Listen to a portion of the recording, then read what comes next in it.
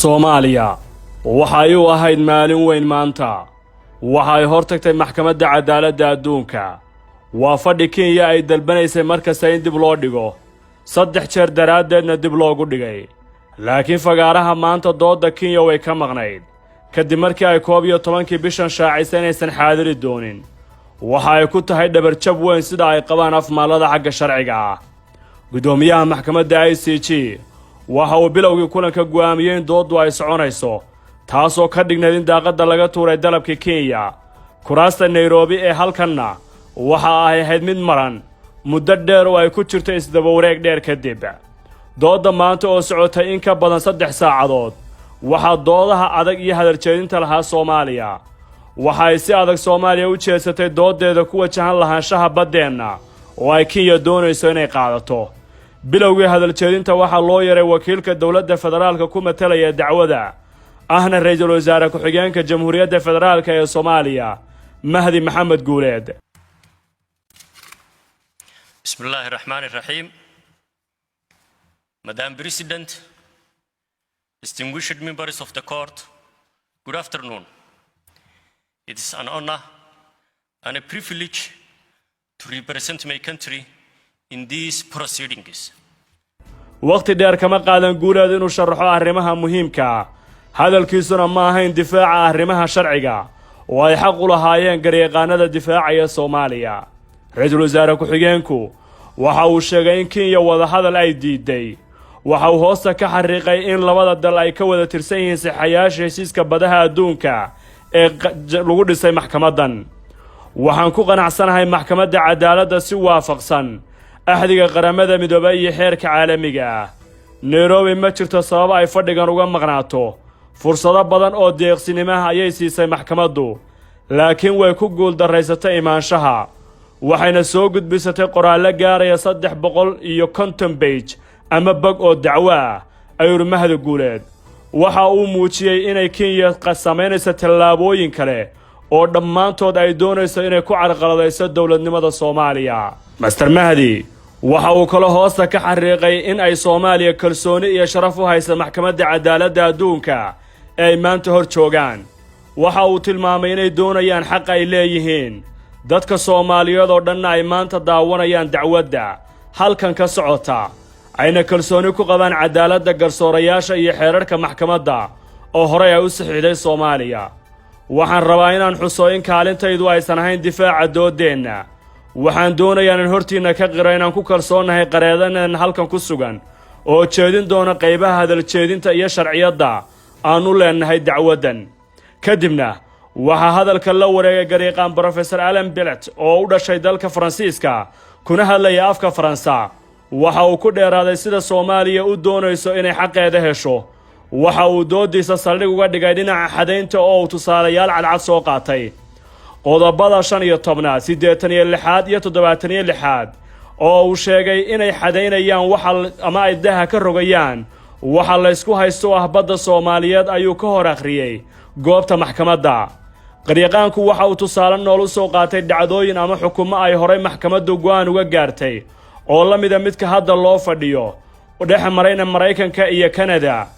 Guinea iyo Ecuador Malaysia iyo Singapore Libya iyo Malta sanadkii 1992 kuwaas oo dhammaantood dabeecadaha iyo xukunka kala midka ahaa midka ay Kenya ku doonayso inay ku qaadato qayb ka mid ah badda Soomaaliya waxa uu sheegay in isfahamkii la saxiixay sanadkii 2009 uusan ahayn xadayn badda Soomaaliya dhinacyaduna isku fahmi waayeen oo ay diideen baarlamaanka federaalka marnaba is-afgaradka ay Kenya ku doodayso looma adeegsan karo xadayn dan kasta oo laga lahaa ma aha mid sharci ah labada dalba ma qorin dalka Norway ayaa lahaa soo qoridda iyo keenidaba Kenya baahida markaas waxa ay u qabtay ama ay ka dhaxaragtay fursad weyn oo inay hesho saxiixa Soomaaliya kadibna ay u fasirato sida iyadu ay jeceshahay oo ah inuu heshiis xalin khilaafaad badeed taas oo kaliya ayay hadda ku doodaysaa Kenya Professorku waxa uu cadeeyay in Kenya hadda ay ku xadgudbayso madax banaanida Soomaaliya waxa uu hoosta ka xariiqay in dhulka badda Soomaaliya ay ku doodaysay Nairobi aysan lahayn oo ay tahay boob dhuleed 15 daqiiqo oo nasiina kadib waxaa hadalka la wareegay garyaqaan Philip Sanders oo haysta dhalashada UK iyo Faransa. waxay ahayd doodii ugu adkayd ee maxkamadda laga jeediyo tan iyo bilowgii dacwadda. waxa uu qaatay in ka badan 55 daqiiqo oo hadal ah. si adag ayuu uga hadlay sheegashada Kenya, wuxuuna bilowgii bannaanka keenay iska warqabid la'aanta dacwadaha Nairobi. qarankii iga horreeyay ayaa ka hadlay sheegashada Kenya dhinaca sharciga ah. anigu waxaan ka hadlayaa xariiqinta. taas ayay tahay inaan sharaxaad fiican idinka siiyo anoo eegayna marmarsiiyaha Kenya, ayuu ku bilaabay doodiisa garyaqaanku. waxaan rabaa inaan caddeeyo in labada dal ee Jamhuuriyadda Soomaaliya iyo Kenya aysan kala xadaysan xuduudahooda. taas waa xaqiiqo cad oo bannaanka taalla. waxaan rabaa inaan ku burino sheegashada Kenya taariikh iyo xaqiiqooyin cad ee arrinta Kenya laynka siman. gadaal haddii aan idii celiyo 2014 ilaa 15 Kenya waxay ku doodaysay inay dhinacyadu kala xadaysteen badda, ayuu doodiisa ku soo qaatay garyaqaanku. Professor Philip waxa uu dooda ku salaysan laynka siman ee dhulka kuna xusan qodobka 15aad ee UNCLOS oo ku xoojiyay xeerarka Kenya ee kala xeerka biyaha Kenya soona baxay 1972 iyo sharciga badaha ee 1989 kuwaas oo qoraya sida ay Soomaaliya u rabto in loo jeediyo xariijinta. taas oo garyaqaanku muujiyay sida Kenya ay uga aradan tahay doodeeduna u jaban tahay. dhammaan doodaha dukumiintiyada iyo soo gudbinta khariiradaha Kenya waxa ay taageerayaan sida ay doonayso Soomaaliya ee sharciga ah, waana sida xaqiiqada ah. waxaan eegi karnaa dhammaan sharciyadooda soo baxay laga bilaabo 1972 ilaa 89. dhammaan doodeenna ayay makhraati cad u yihiin kuwaas. waxa ay muujinayaan sida Kenya ay isaga indhatirayso xaqiiqada ay gacmaheeda ku wadato, ayuu yiri Philip. hadal jeedinta garyaqaankan waxay u muuqatay mid bannaanka soo dhigtay in Kenya aysan lahayn dood ay isku difaacdo, oo xataa sharciyada ay soo gudbisay ee gaaraya 350 bog ay yihiin kuwa muujinaya gardarrada ay doonayso inay ku qaadato badda Soomaaliya. qareenada u dambeysay ee hadal jeedintu maanta waxay ahayd Professor Alina Miron oo u dhalatay UK.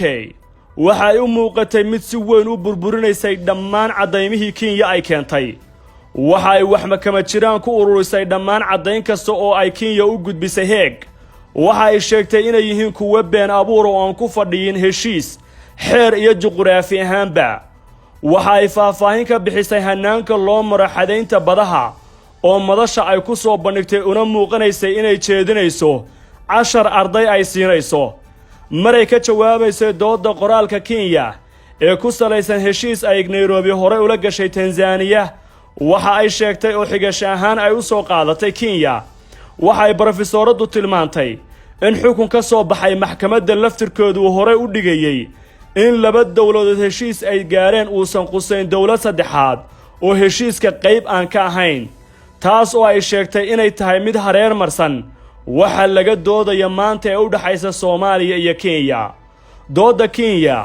waxa ku jirtay inay keensatay arrin badeed oo dhex taalla Soomaaliya iyo Yemen. qareenadu waxa ay sheegtay inay Kenya ka hoos baxday xaqiiqada in xadka ama khadka u dhaxeeya ama calaamadaynta sahodinta Soomaaliya iyo Yemen ay tahay mid siman. taasna Nairobi ay ahayd inay ka hor iska hubiso intii aysan soo gudbisan dhammaan dacwadaha arrinta la xiriirta. si guud dadka sharciga yaqaana waxa ay ku tilmaameen soo jeedinta ay soo jeediyeen qareenada Soomaaliya mid aad uga heer sarreysa si kasta oo la filayay.